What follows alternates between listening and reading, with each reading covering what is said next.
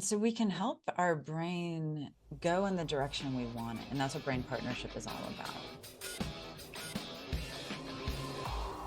I'd like to welcome to the show Dr. Kate Truitt. Kate, I'm so excited to have you here. Thank you for being here. I'm delighted to be here, Laura. Thank you. Oh, I like to share how and why I invite people on the show. And you and I were introduced by someone we know mutually who was also on the show earlier in this season. And I was drawn to you because two things. One, we share some similarities, and we both have our doctorate in psychology. So, like-minded in the sense of being passionate about why we humans do what we do, right? Yes. And how we can do it better. But also because of your book, Keep Breathing, in that you shared the human part of who you are. And I think sometimes in psychology that we're trained a little bit to not speak so much about our Yes. private, what's going on It's just a privately. little bit. It's Yeah. just a little bit. It's so ingrained, right? Yes. So I just want to share that with the audience, and that I respect and I honor that you put a book out into the world where you shared not only your gifts as a psychologist, but also your humanity, your gifts as a human, but also all of the messiness of humanity too. So I just want to say thank you for bringing that book out into the world, putting that book out into the world, and that's why I wanted to Oh, have you on the show. thank you for that. And yeah, in our field, we're really taught to stand aside, or as I often joke, kind of be in the ivory tower. And Mm. we're humans too, and it does inform so much of our passion and our purpose and our work when, with healthy boundaries. Right, right.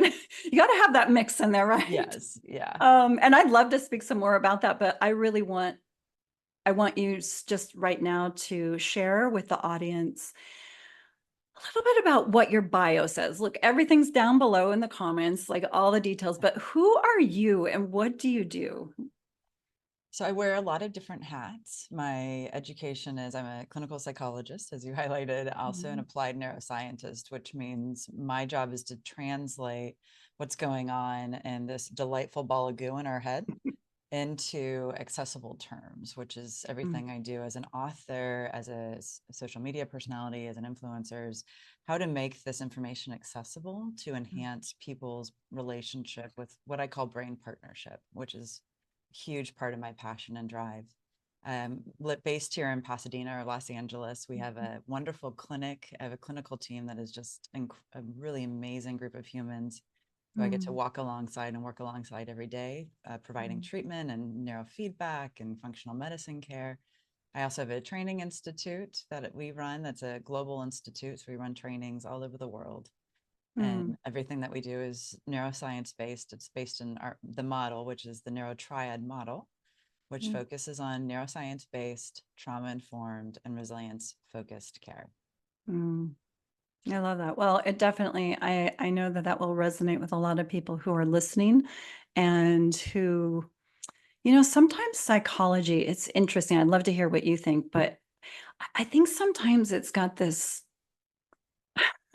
this kind of mystical, what are we going into? Like you go into these therapy sessions and then you come out what? I think sometimes, Mm-hmm. even though it's been around for a while, people are like, huh.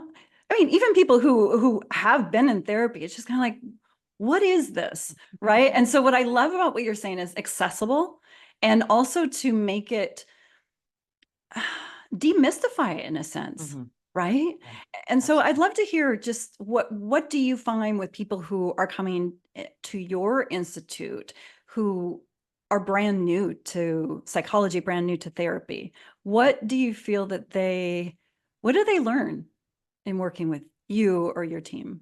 Yeah, and the work that we do is a little bit different because of the neurobiological Hmm. basis. And so we really do talk a lot about the mind and the body, that we bring the brain in. Hmm. And I don't know about you, but in my graduate program that was specific to psychology, we had Hmm. one or two classes that were really about the brain, psychopharmacology, neurobiology, neuropsych assessment. But that was really about it. Everything else was more about these theoretical constructs Right. and philosophies, which it's a PhD. It's a, Right. it's a philosophical doctorate in a way. Right. Right. And I mean, was that your experience in your graduate Yeah, program? it was interesting because I started off in a program that was a medical clinical Yeah. PhD program. And so what was a little bit different is we did have more of the brain and body to a certain extent. Like, how is everything? And then when I switched program, because I was married at the time and we moved, and when I switched programs, it was much more along the lines of what you were talking Yeah. about. It was like, okay, lots of theory over here. Mhm. And I felt that I needed to work a little bit harder to, like, therefore what, how do you apply Mm. it? What does that actually look like? Yeah. So yes, so I love the mind body interaction, right? I mean, that's something I feel that those going to graduate school currently get a little bit more of that than Yeah, the what we somatic. got. Yeah. Yeah. Yeah. And just a caveat, just because it's theory and philosophy doesn't mean there's not science and research. There Right. absolutely is. Right. It's just really starting to down arrow into, and it's also the sign of the times. We now know so much more about the brain than we ever have. Yeah. And we can really explore how to use what's known as neuroplasticity, the brain's ability to change itself in a really functional way and bring that into our clinical care. And so that is the foundation of the work my team and I do, and all the trainings that we do, whether Right. it be for the Department of Defense, whether it be for community centers, other practitioners, and or teachers. I do a lot of work with the Girl Mm. Scouts of America and helping Oh, the troop leaders. oh, I love that. How are we providing that relationship with our brain? Because Mm, especially for me, when I look at mental health, and as you shared with my memoir, Keep Breathing, my brain's been pretty messy across the course of my life. say a little bit more about that. Someone might Yeah, not know what you mean by what that. that means. Yeah. Yeah, well, I grew up struggling with severe social phobia, anxiety, depression. I had PTSD. I had then traumatic grief. The book opens up as I'm giving the Mm, eulogy at my late fiance's wedding. He's my partner for 10 years. And he died a week before our wedding. And mm, I couldn't save his life when I found him. And mm. so I've really been in the depths of the darkness with my own brain. Yeah. And having the understanding of my brain is a part of this larger experience of self has been really helpful for me, Mm, because then I can look at my brain and go, oh, my brain's having a really hard time right now. My mm, brain's really mm. struggling. My brain's doing XYZ. And it creates a little bit of space from Yeah. shame or guilt or, Or being even just swept up or pulled up yeah, into it. It lost in the allows, darkness. yeah, yeah. Mhm.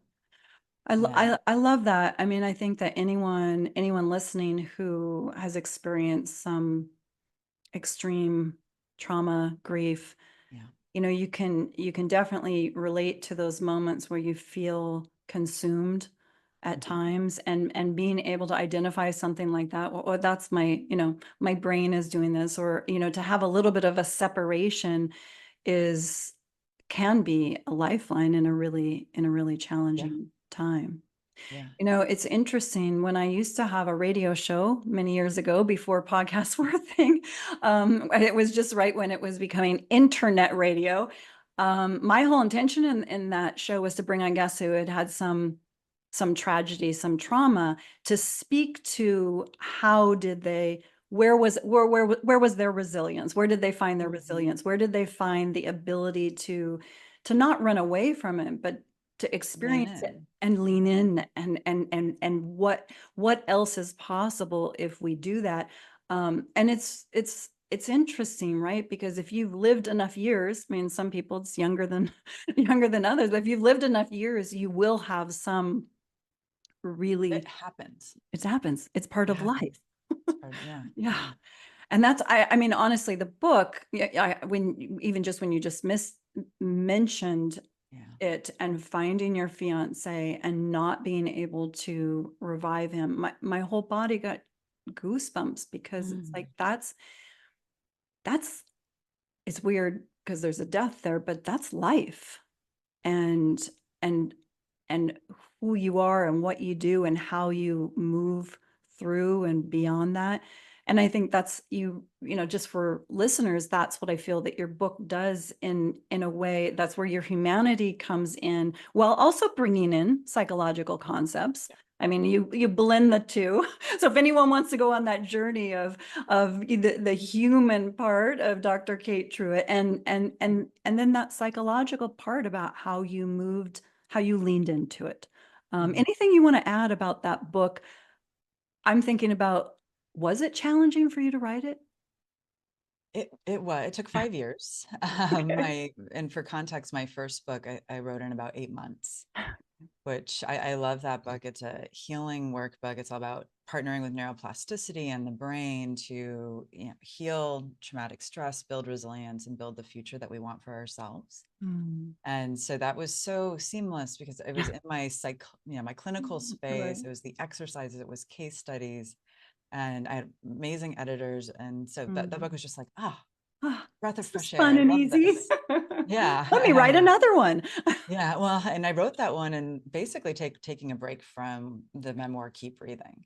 Mm. And Oh, so you had started the memoir, then you uh wrote that. Okay. yeah, I had an experience where I had a very complex client who I hadn't seen in many years, who came and tried to um, attack me, basically. And in that moment, after, as we were going through that journey, I was reflecting on the fact that I had an acute stress disorder. Mm. And that once again, I was stuck in this spiral of trauma symptoms, being a trauma expert, Right.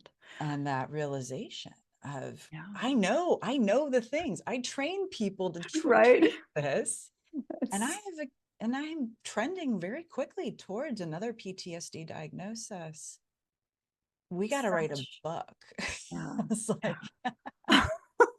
Well, I mean, just the fact that I mean, what you said just then, and I don't know if people understand, it's like, as psychologists, we can intellectually know something. We can very easily also identify it in someone else. mm-hmm. We're also still humans. And so Yeah, sometimes there's a little bit of I don't know, a blinder, just a not noticing until yeah. like that moment that you described where it was like, oh, Oh, this is what's happening. yeah.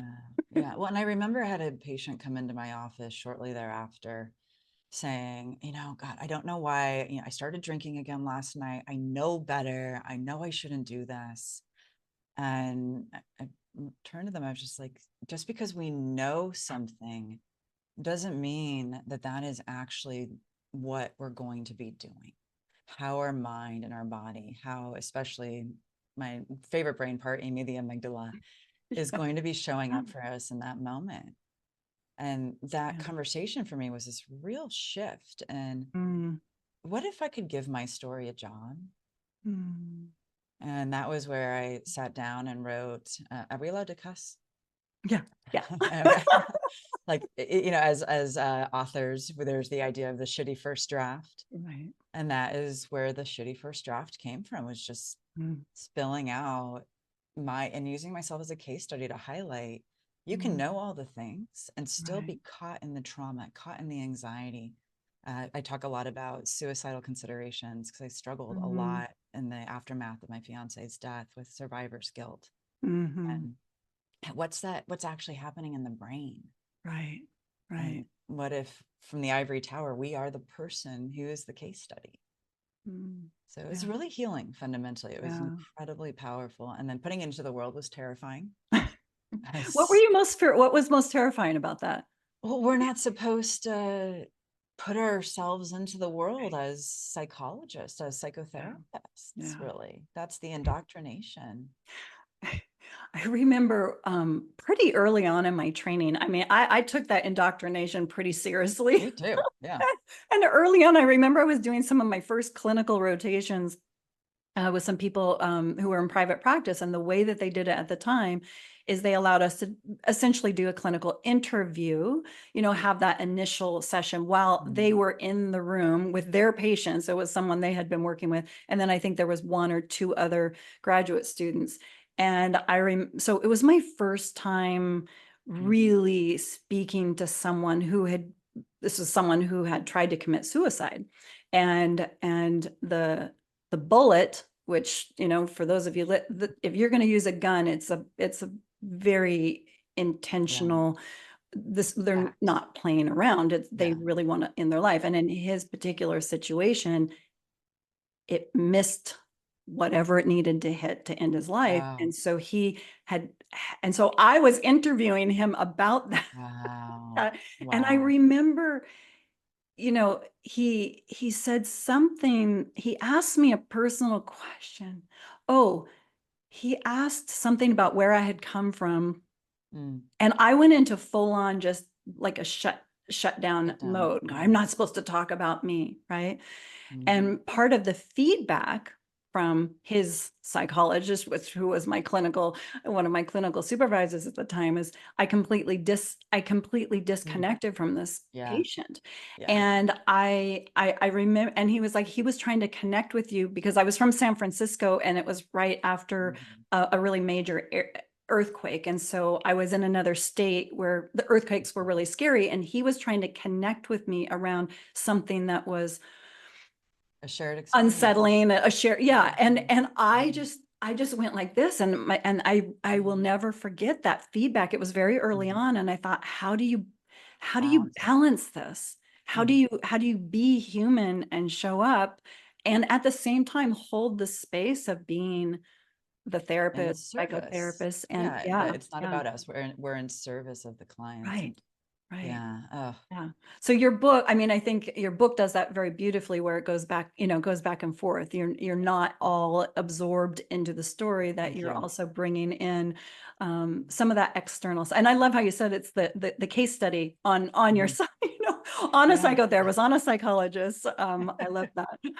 And So, it really was. I mean, I talk about going to a psychic. I talk about, oh, these that's right. really real human moments that are, just little droplets into my life. And so with Mm, the other part that was really nerve-wracking was my teams reading it. mhm. But Mm, they've heard elements of the story, right, but to really be immersed in these micro moments and experiencing that, walking alongside me, right.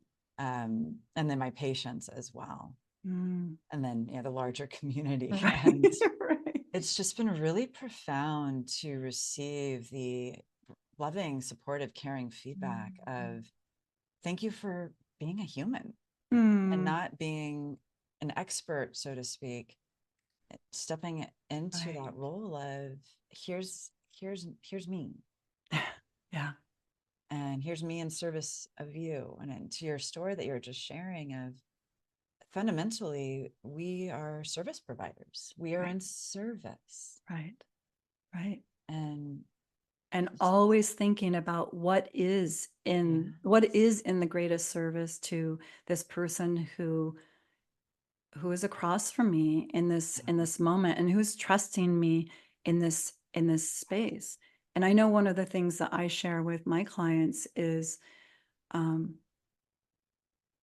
I value so much what you're doing, your intention, your time, your energy, Mhm. your money, that sometimes it may feel that I'm pushing you a little bit, but that's all in service of what you're asking for, right? Mhm. Are you going to be okay with that? I've just asked that straight up at the, Yeah. are you going Oh, to be okay same. with it? And usually most people who I work with, they have, whether it's because of who they are, their success or whatever, they have actually found that people tend to pull back. Mhm. And so they actually, oh, thank God you're gonna call me on my stuff, but Mhm. it's all in service of, I love that you brought that up, because that's something I hold that so Mhm. strongly, and it changes, right?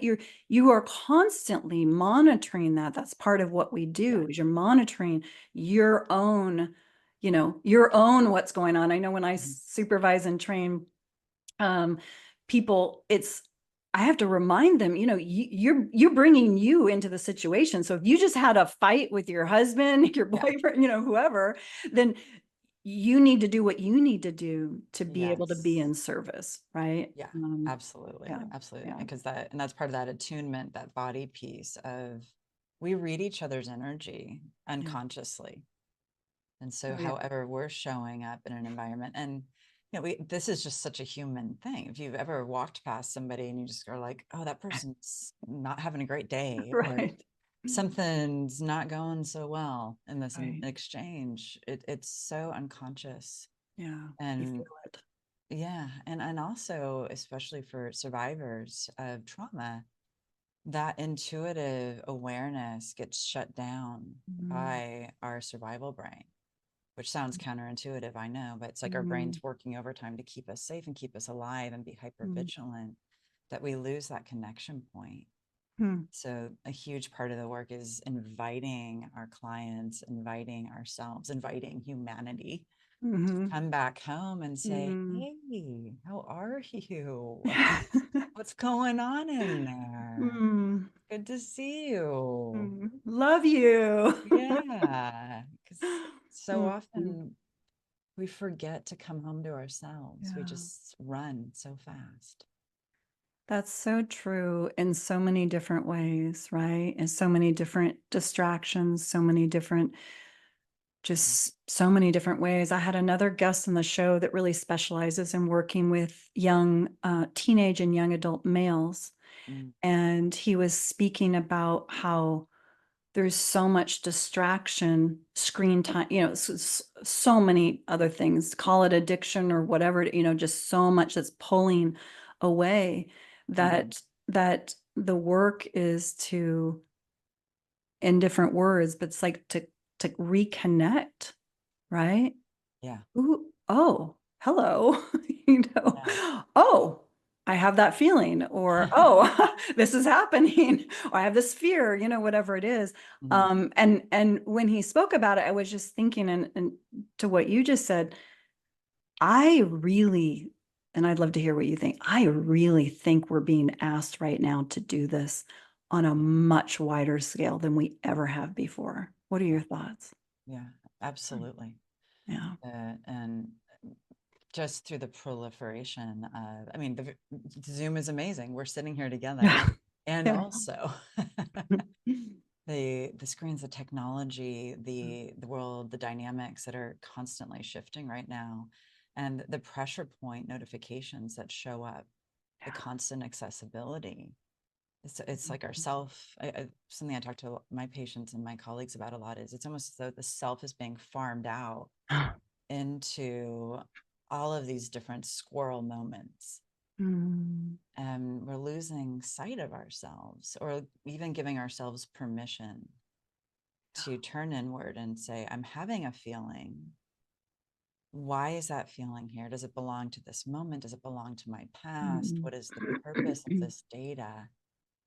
How do I look at this information in a way that is meaningful and purposeful? Because Yeah. feelings really matter, Yeah. especially for And young men. They're yeah. off the table for so many of them. Yeah. You sparked something. I was thinking as you were speaking, I was thinking, well, yes, of course. And I was thinking of our listeners Mm. who might say yes, of course. And then the follow-up is, but I'm so busy. I know. Who has time? Right. So what do you say if Yeah. what would you say to that person? Yeah. Hey, I'm guilty of that too. For me, It that's why I go on long hikes or runs mhm. or walks, because Yes. there's something for me, it's the movement and Yeah. being outside of I might be listening to music, but I Mhm. might not be. But to kind of be outside of that space of feeling like I'm on the computer or I have a client in front of me. And so for me, that's what I do. But Mhm. what would you share? Yeah. Well, I think that, but I'm so busy really links into, are we being an active participant in our life, or are we and passive reactivity? Like Mhm. I Oh, constantly yeah. have to do this. I have to do this. Mm. And those two things are really important for us to examine. And it's, for me, it's a constant examination. Yeah. Oh yeah. I am Oh, you mean you can't ADHD do and it I'm once type and then A. Yeah. I mean, I like I know how my brain functions. And so it's very easy for me to get into the dopamine mode of checking the box, clearing out clearing out the inbox. That's never happened in 10 years, but doing all those things. And the reality is, and this is a program that's actually in the book that I wrote in 8 months. Says something right there. Which We what's the name of that one? Healing in Your Hands. Healing in Your We're Hands. partnering with our Okay. neurobiology and utilizing something called mindful touch to change the way our brain is processing information. There's a program in there that really just says you just need 7 minutes a day. Yes. So in 7 minutes a day, we can start to change with intention how our brain is showing up. And do we have 7 minutes? Yeah. Maybe. Can we carve Hey, that out? I used to train physicians, and Yeah. one of, anytime I have someone in the corporate world who's like, I don't have the time, because Mm. I 7 minutes is perfect. I usually tell people it doesn't have to be a half-hour long thing, choose Yeah. a couple things that help you connect with you as a way to start your day, and or to reconnect if something happens where you feel off. Yes. That's the other piece. Mhm. That will Absolutely. happen Yeah. in life. And Yeah. people are like, oh, you don't understand. I'm so busy, my meetings are back to back. And I often will use the example of working with physicians in the ICU. Mhm. And all that really is necessary for them to enter into that next door, into that next space, is a couple breaths Yeah. that are very mindful of letting go what disaster they just walked away from, Mhm. and to be present right now so that they're in service. And that if they can do it, I think you can do it in corporate America. Yep. It's, I mean, 7 minutes, most people, I hope, would say they have 7 minutes. Yeah. But I know, look, people who have young kids at home and they full-time Mhm. jobs, and they're, both partners are working. I mean, I get it. There's a lot of pressure, Yeah. and there's an opportunity there, because when you do that, I believe that everything becomes a bit more efficient. Yeah. So you actually save time. That's the other Exactly. thing Yeah. I'll say. You end Exactly. up saving Yes. time. Yeah. So say a little bit more about this brain partnership, Mm. and this idea of, if someone's listening and they're thinking, oh, I don't know if I want to sign up, if I'm ready to go into treatment, but what's another one or two things that they can think of in this idea that they're in partnership with their brains and they Yeah. can work with their brains? What would you want to share with them? Well, and I want to also highlight that therapy is a privilege, Mm, yeah, and mental health and wellness, I believe, is a human right. And so sometimes it's, I don't want to sign up for treatment. Other times it's simply can't because of yeah, stigma or right, access, right, finances, or whatever it might be. right. And that's a huge part of all of the work that we Yeah, do. I know this is why you're doing this podcast too, is yeah, how do we share information? yeah. And Well, thank you for underlining that. It's so true, right? yeah, It is a privilege. And at the same time, there are things that everyone mhm, can do. And that's access and do. brain, yeah. Yeah, And that's yeah. brain partnership because we've all got, if your listeners are here, they've got a ball of goo in the skull. And that ball of Big goo ball of is, goo. yeah, it's firing and wiring. And there's 86 billion neurons, around 83 billion glial cells. I mean, that's like, there's a lot going on up here that we're not aware of. Right, right. And we I mean, those can, numbers are astounding if you just think of I it, know, right? I know. Right. Yeah. And so we can help our brain go in the direction we want it. And that's what brain partnership is all about. It's recognizing that when we're in hard moments, that our brain is firing through different types of neurochemicals Mm, that are stress mm, induced. There's actually a type mm. of neuroplasticity called stress induced structural plasticity. that can become hardwired in and start Mm. to guide the way our brain is processing information. Mhm. We also have neuroplasticity, which means our brain can change and learn Mm. across the course of our life. And Right. so in brain partnership, it's being mindful in those moments where to the point of the ICU doctor, or even, we walk out of a tough session with a Mm. client and we're thinking about them, we're worrying about them, we're carrying their data, and taking 2 minutes to Yeah. use a neuroplastic tool to help our brain shift, Yeah.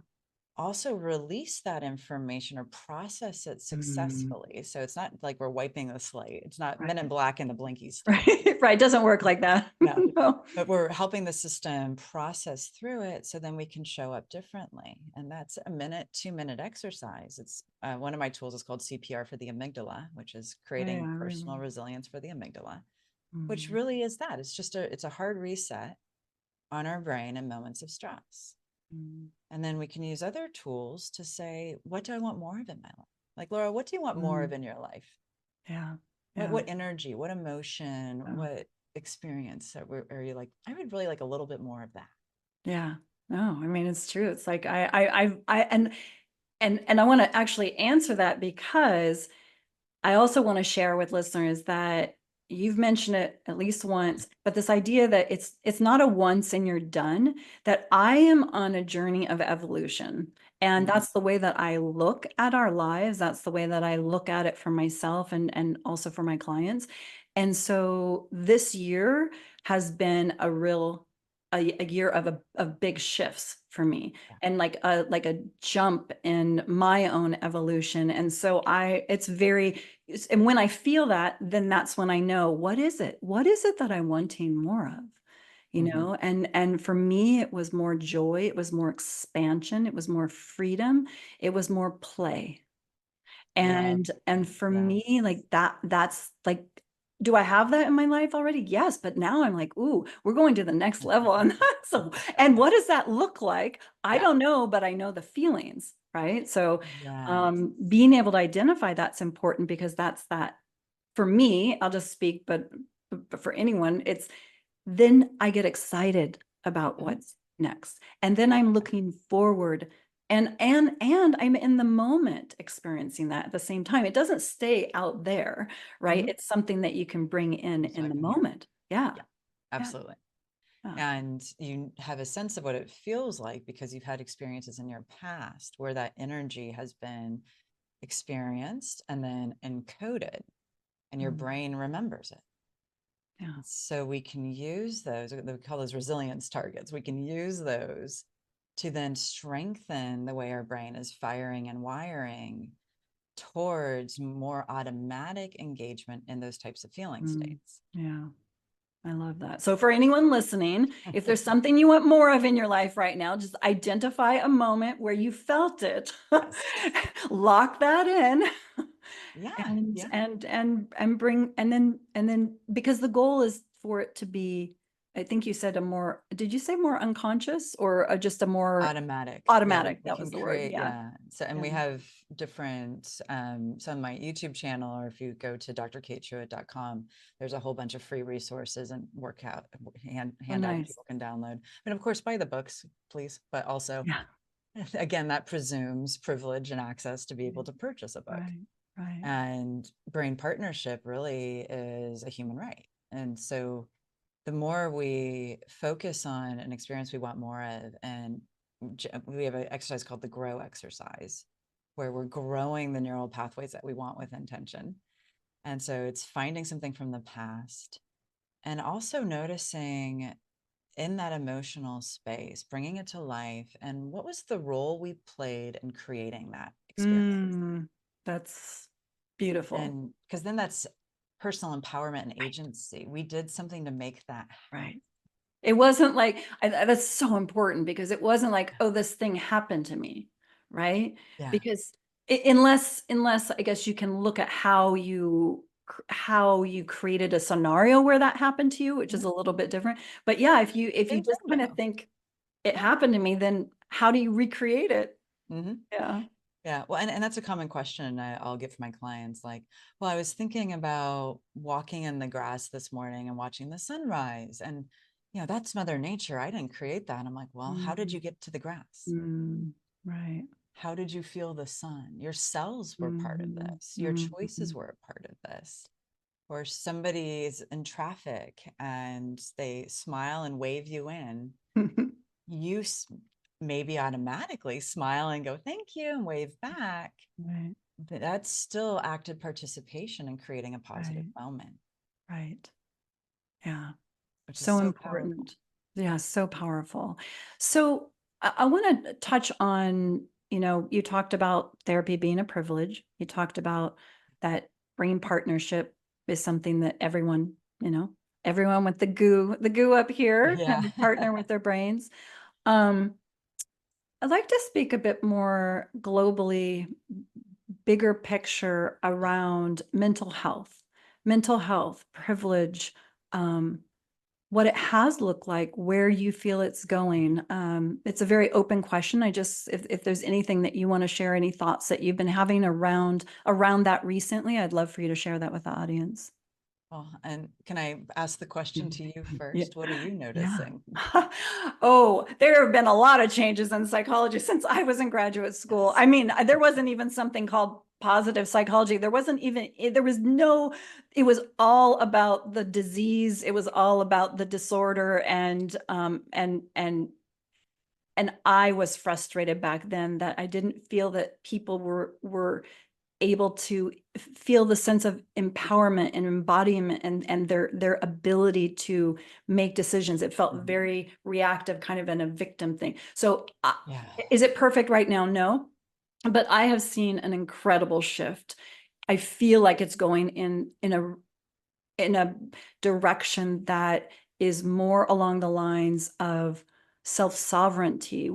Yes, do Mhm. we sometimes need help and support from the people around us, professionals and community? 100%. And do we have the ability to make some decisions for ourselves that could help our lives be a little bit better? Yes, 100%. Yeah. So why would we be, to your point about the, privilege, why are we making this like you have to go to therapy? I'm exaggerating, obviously, but you have to go to therapy, otherwise you lose. I mean, it's kind of that sense of it. It's like, wow, there's so much more potential for everyone to access who they are and their own internal gifts, drivers. And so being able to expand that, and I think there are a lot of wonderful things like having podcasts, like having Mhm. all the access, to be able to go on. There's some bad to it because I know, Yeah. especially young people tend to sometimes go. I have one young people, one young adult who tends to go on and find all of the problems that are certainly the medical issues that that they are facing. That could be a problem, right? You could get sucked into it. And at the same time, we have access to all of these potential also opportunities to test out different things. What is it like to try a meditation? What is it like to listen to this person talk about that? What is it like? Oh my gosh, like was that available back when? Not at all. No, not at No, all. not at So all. I would say I feel that it's moving in a positive direction. I feel that there is a shift in diagnosing, which I think it's early on, but I'm hopeful that it becomes less about what does someone have and how Mhm. are we going to deal with it, and more along the lines of this is part of what's happening in the journey right now and what's going to be supportive of it. I have a Mhm. really hard time with the putting into boxes, which Yeah. is funny because that's, you have to learn that. You have to learn the DSM when you're getting your doctorate. But I have a really hard time with putting people in boxes because it depends, right? Yeah. Well, Depends, and it's so individually right? designed, and looking at therapy is wonderful. And I am a huge advocate for therapy. Obviously, it's something I do. And it's something that I do in my personal life too. Hmm. And also, one of the things that I'm noticing in the world today is this a lowering and a decreasing of distress tolerance Mhm, and mhm. an ability to really Yeah. have partnership with one's feelings and the emotions and the experience of fundamentally being human, Mm, which goes into that labeling category you're just describing. yeah. Well, my child's voice very angry all the time, so I think they have oppositional defiance disorder. I'm like, your Right. child is 13 years old and has hormones Hormones raging. waging a war in their mind Right, body system, and they're right, irritable. right, And so perhaps some supportive, objectively safe space with an expert might be helpful. right. And also, let's not give them a Let's pretty not scary race. Yeah, diagnosis right now. That's yeah, not an identifier or a label of who they are. right, right. And so being in that fluid space is so important. But also for me, it's about the democratization of care. And a huge part of that is destigmatizing the experiences of mental health, which is why I wrote my memoir, was Yeah, saying, yeah, if you have depression, it ought to be safe for you to reach out and have a conversation with safe people. If you have yeah, anxiety, let's create a society where it's safe to talk about it. And yes, there's a larger through line there around creating a trauma informed world where there's an education around how chronic stress and trauma impacts the mind body system. yeah, How is that showing up in our workplace? Or do we have a trauma informed workplace, trauma informed schools? And I know trauma informed is super buzzy right now. right, And right. it's really a call to action for all of us to look at the human experience. Everybody who went through the pandemic, I'm not saying you all have PTSD, but that was really scary. Oh, yeah, yeah, 2020 was really scary. yeah, 2021, really yeah, scary. yeah. Remember the Christmas ornaments, dumpster fire? Like, Oh, I blocked that out of my memory. yeah. I mean, it was No, really it hard. was, there were, I had kids Yeah. in the late teens, early 20s, and, the my middle one, and I think my younger one, I mean, there numerous kids who either died of overdose or suicide. Yeah. And Yeah. that was so, it just Raw jumped. and It's real. just jumped. And so even Yeah. if they were experiencing their own whatever Mm-hmm. version, depression, anxiety, fear, all of that, having that on top of it Mm-hmm. is scary, because then you start questioning, you start questioning yourself. You start questioning, what's the point? What's the point of Yeah. this? People are dying. This is how, this, it was a lot. And it definitely, this was, you know, following March 2020. It was in that first 12 Oh months. yeah, the statistics support. I mean, there's so many dynamics beyond the virus, Right, and right, so looking at how do we empower people to have these conversations. I know I'm in my 40s, and we're in this interesting stage of life now where either people are starting to pull out readers or we're talking about our cholesterol medications. And it's like, well, can we also have conversations around, I'm just feeling really burned out and I'm noticing that my brain and my body are having a hard time. I'm finding that my anxiety is really escalated lately, right. and creating safe spaces for those conversations as well. Because why can we talk about heart disease, but not when our brain is Oh, struggling? yeah. Yeah. And, Well, and if our brain's struggling, heart disease goes hand in hand. oh yeah. I mean, that's the other, I mean, that was really Yeah. the reason why I chose that first doctoral program, is they did a lot of research on Mm-hmm. heart disease and mental health. And I Yeah. was really fascinated with how what we think and how we approach the world impacts our physical body. And I'm still fascinated with it. But I want to share something. I haven't shared this publicly, but I feel like this is a really important time because of what you just said about destigmatization and being able to share uh, comfortably. And as someone who has their doctorate in psychology, And when I was in a really, really dark moment in my life, and my partner at the time asked, "Who can you talk to?" I could not identify anyone that I felt could handle Oh, the intensity of what was going on inside. yeah. You know, my therapists who I loved are they're retired. The ones that I've had, they're retired. They're retired. Um, I couldn't find anyone new. I didn't have anyone. My medical doctor would have been overwhelmed. So here I am taking Uh-huh. care of the people who I really needed to lean on at that particular point. And the Yes. one person that I could think of was someone I used to work with on the palliative care team in the medical hospital, and she Mm, was the chaplain. And I knew, because she and I had worked so closely together in so many life death situations, yeah. I knew that if I told her, I'm going to share some things and they're going to sound really, really deep, dark, and gnarly, but I Yeah. need to share them. I need you to know I'm not going to kill myself. I'm not going Mhm. to.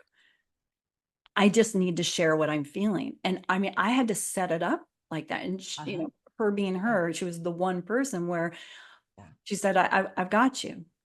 Share Yeah. whatever you need to share. And to your point, I want to just say that because I know how to find therapists. I know how to find, I'm really good at navigating the medical and the Yeah. So psychological you system. know thing, I right? know But just things. because you know Right. doesn't But that, mean. like, I couldn't find someone that Mhm. I felt safe. They were very intense emotions. Um, and if I can't, right, with my privilege, with my ability to tap in and to navigate that system, I know that that means there are a lot of people who aren't able to talk Yes. about this anywhere, Yeah. right? And that's where I started my social media channels back in Mhm. 2020, particularly the YouTube channel. Okay. And so many of the comments we get are, I mean, they're humbling, they're honoring, and it's a lifeline. From Yeah. I've had a lot of people reach out and share, this is the lifeline, this is the Yeah. space where I know I'm not alone. Mm, wow. It And gives me thank you for, yeah, goosebumps. Yeah. yeah.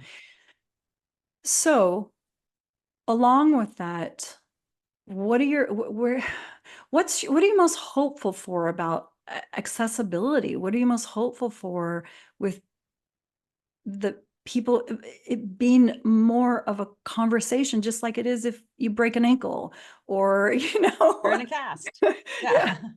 What happened? You're or in a cast. Something yeah, happened. yeah. What do you, I guess, what are you most hopeful for? Where do you think we're headed? My number one goal, and I know there are so many amazing humans who are on this journey, is to create the space to have the conversations. Mm. And that's where I bring in the neuroscience piece, the normalization of how our sweet little brain is doing the best it can. And, it may have learned some things that aren't working so well from the past, or it may be going on a complex journey right now. We can talk Mm, about it in a way that's accessible and mm, also support our system in navigating towards empowerment and resilience. And the more we democratize it, the more we stop saying, there's a lot of politics in mental health in terms of all the theories and the leaders and all the right, people. right. And the more we link arms and take the hierarchy off the table and say, we're all in this together. Yeah, Let's do this together. And there's a huge movement of leaders in the space who are starting to say, wait, no more of that. We're not yeah, doing the hierarchy. We're not doing the politics. No, no one thing's better than anything right, else. right. Let's, Different things might work best for different people. yeah, Let's bring it all. Yeah, yeah. And let's create spaces for access yeah. that it will, and I already know it does, and it has saved lives. Mm. Yeah, it's a real feeling when you're in a dark moment, you really feel alone. Mhm.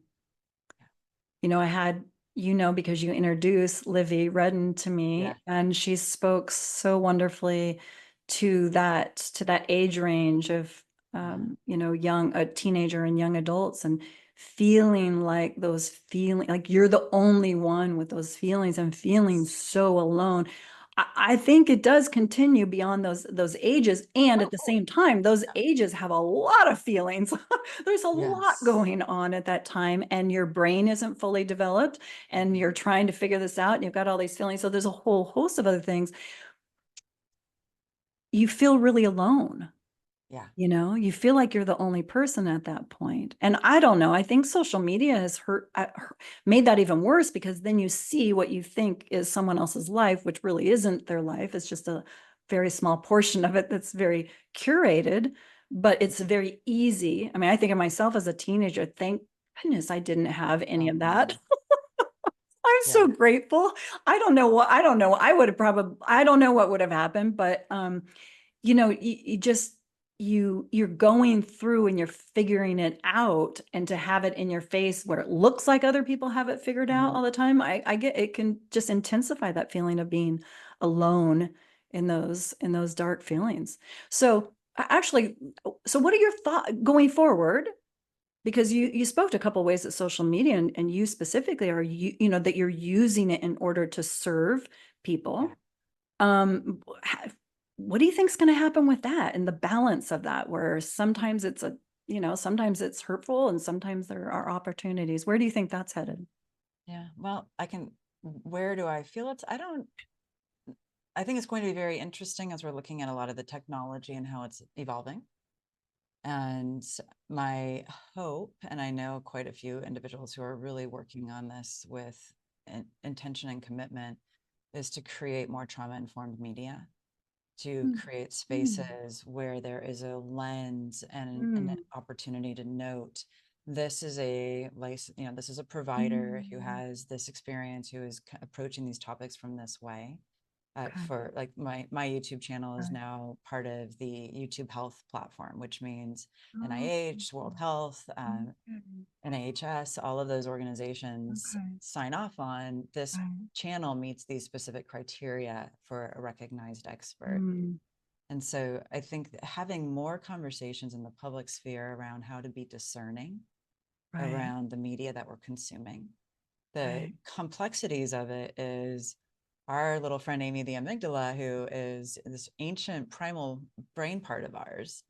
And she has something called the negativity bias, which means one of Mm, the fastest parts of our brain that is designed to keep us alive, this amygdala, pays attention to the hard stuff much more rapidly than our thinking brain is making conscious choices. right. And what that means when we're scrolling is our amygdala sees something heavy or dark or complicated, or in the cases of a lot of our youth, bullying, these four people who won't work with this actress. That was Right. something that popped up on my media feed, and I'm like, what on earth did I look at yesterday that taught the Right. algorithm that I care about bullying? Right. Right, Right. it's so the algorithms are so quick. And Yeah. so that education of really mindfully scrolling past it. Don't Right. click in, because when we click in, when we stop, when we pause, the algorithm learns that that's something that feeds into our primal brain, not Yeah. our thinking brain. And then we get more of that. Yeah. And so that is, I think that's an incredibly important educational piece for our youth, for Yeah, you know, like adolescents. Yeah. if you're a young kid, it's hard. I mean, it's hard enough as an adult to Mm-hmm. recognize that. I mean, I've no, you know, and also if you're having conversations about things, all of a sudden it's Oh, popping up yeah. on your social media too. Alexa, stop listening. Yeah, stop. Um, Yeah. so from the standpoint of where we're going, I hear from you that there's hope. Yes. If there was someone listening right now who feels alone and maybe like they're losing hope, what would Mhm. you want to say to them at this moment? First, be gentle. Mm, Be gentle with yourself. Acknowledge those feelings. So often when and I know I'll just speak from my own experience. When I feel the darkness starting to settle in, I get mad at myself. Mhm. I Yeah. beat myself up. I get frustrated and I'm like, not again, Kate. What are you doing? Come on. Oh, Which strengthens it right. and further creates the isolation Right. as opposed to holding space and going, okay, baby girl, Mm, turning inward, getting curious and kind. What's going on? mm, Oh, yeah, that really hurt. That person said something really mean. Yeah. mm. Or, oh, wow, you're lonely. Okay. Is there anybody safe or what can I go participate in to help my brain remember that there's something else in the world that is positive or engaging? But first, that gentleness, self-compassion. I always tell my Yeah. clients this, and it's so important. We are inherently compassionate towards other Yes. people and things. Even, we can be compassionate towards a broken pencil, but we So are, then, but we're yeah, not biologically wired to have what's called self-compassion. right, That right. is a skill set because being kind to ourselves is not actually necessary to survive. And training self-compassion. And Kristen Neff is one of the world's foremost experts. She has a lot of incredible tools on her website. She's very much like we are, shareware. Right. So for your listeners, go check her out because we Okay. have to train our brain to have compassion for I ourselves. hadn't thought about that before, that it's not a requirement Mhm. um, to live, to survive. Yeah. Um, so and I wondered because I tend to work with pretty successful, more women than men, but both. Yeah. And there's been a constant thread, and I would put myself in there as well, of being very hard on yourself. Mhm. And as I've done my exploration and with my clients, there's it served a purpose. Oh, yeah. Got good It grades, worked. got into this program, got into law school, got into, Yeah. whatever it is. And so there's a little bit of a hesitation, Yes. or like, ooh, don't want to give that up because it worked. To Mhm. your point about surviving, it allowed us to survive, Yeah. thrive, succeed. So it's like, not sure I want to give that one up. Yeah. And this is, of course, like, unconscious. But your point about self-compassion not being critical to survival is so interesting because Mm. then of course it's not of of of course we have to be mindful about it. We have to Yeah. create it. We have to cultivate it, nurture it. And I hadn't ever thought of it that way. And then also put together with, I don't know about you, but when I was growing up, if you thought about yourself, you were selfish. Oh, yeah. Well, and And so especially and just highlighting that as well yeah, as women, we are culturally indoctrinated into a space always, of don't make waves, yeah, be kind, be in service. I mean, please everyone there's a reason else. why mental health is fairly woman dominated in Right, terms of the service providers right, right. and and also no emotional literacy. So growing up, 80s baby, fine, you're fine. Fine. Oh, I'll give you something to cry about. Pick yourself up by the Get over it. bootstraps. Get over it. Yeah, Yeah, yeah, just yeah. part of the cultural dynamic. Yeah. And And so and to undo, I mean, to think about yourself, to have compassion for yeah, yourself feels, uh, bold. I always say it it feels feels really bold.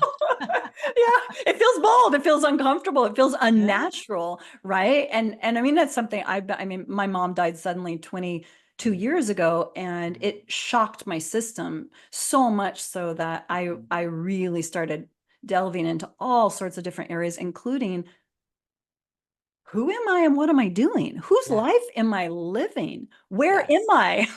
Where am Uh-huh. I in this scenario? And I very intentionally, I was hard on myself at first, but and I don't know why I did this, but I started just saying, hey, like, you did the best you could. This is what, Right. just that gentleness that you talk about. I think that gentleness in words toward yourself, It's for huge. anyone listening, it's huge. It's huge. And the research pans that out. And Wow. when we're gentle, there can be a softening that says, I'm deserving of reaching out. I am deserving of support. I'm deserving of care. And for those of us who are not currently in that dynamic of struggling, taking a really intentional look at our lives Mhm. and clearly identifying who are the people that drain us when we're around them, Yes. and who are the people that fill us up. Yes. And when we're leaving that experience, we're going, God, I just can't wait to hang out with them again. Or Right. our soul feels nourished. And starting to cultivate those connection points and testing the waters of, with those nourishing, safe people, can we have more complex or deeper conversations around the human experience? Yeah.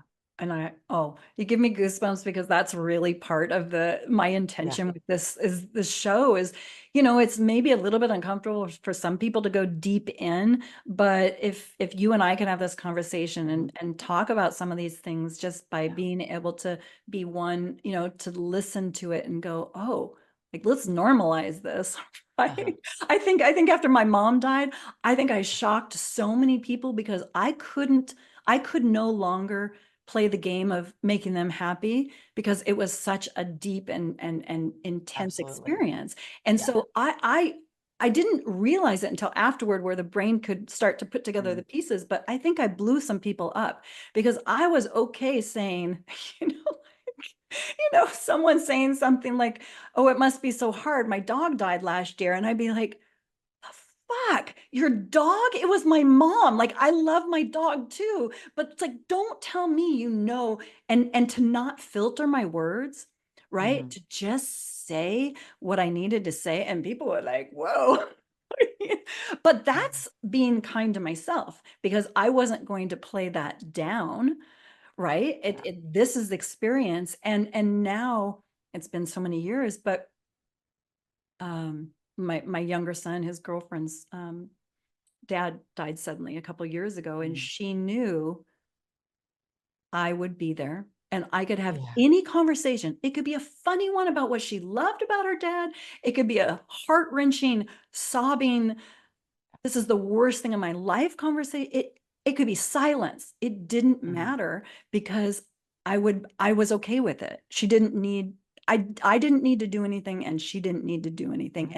And she said, there are not, especially in her age range, right? There are Yeah. Oh, not absolutely. people that you can Yeah. talk to. And she went to several therapists and she had trouble finding someone that felt comfortable, Yeah. Well, and with the you bring raw up, emotion. yeah, and you bring up a really important point. And I mean, especially as I know you know it, grief is one of my areas of Right. specialization. And it is so nuanced. And we are living in a world with so much unrecognized and unprocessed grief Yes. that is creating, I believe, a lot of deep disconnects. Beef. I And agree. when we are able to hold space and honor that grief is a human through line. And when I sit with a client and they're talking about their grief journey for whatever it is that they have lost, a way that I always explore is like, I know when I've been in grief. Yeah. So not saying I know what you're Right. going Right. through. It's I Right. know when I've been in grief for whatever reason, Right. this is how it's been for me, or this is what I've experienced. Yeah.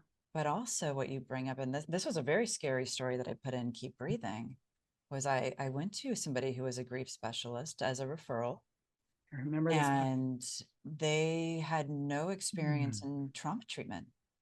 And I actually I was re-traumatized, and that was the onset of my PTSD. And Forgot about so that story. finding specialists who really have specific trauma training, who really are mental health professionals who have chosen this type of care when we're navigating trauma and when we're navigating loss in that way. Yeah. That's part of our ethics. Just like you Yeah. wouldn't go to a cardiologist Right. after you broke your toe, Right. right? Yeah. Or you wouldn't go to a podiatrist if you're having a heart attack. I Yeah. mean, flip the Right. script. Right. Right. Right. And so, Yeah. really requesting that for ourselves when we are seeking support and we need that deeper work, Yeah. and interviewing. And that's a part of my team here. Every Yeah. single client does a free 30-minute phone consultation with their provider And Mm. we screen first to say what's the niche, what's the Right. expertise you need. What's the right Yeah. match? Right. Yeah. Because it I, can be really scary, yeah, heartbreaking. and not everyone is trained to handle all situations. It's Yeah. And very, that's okay. yeah. Yeah, Yeah.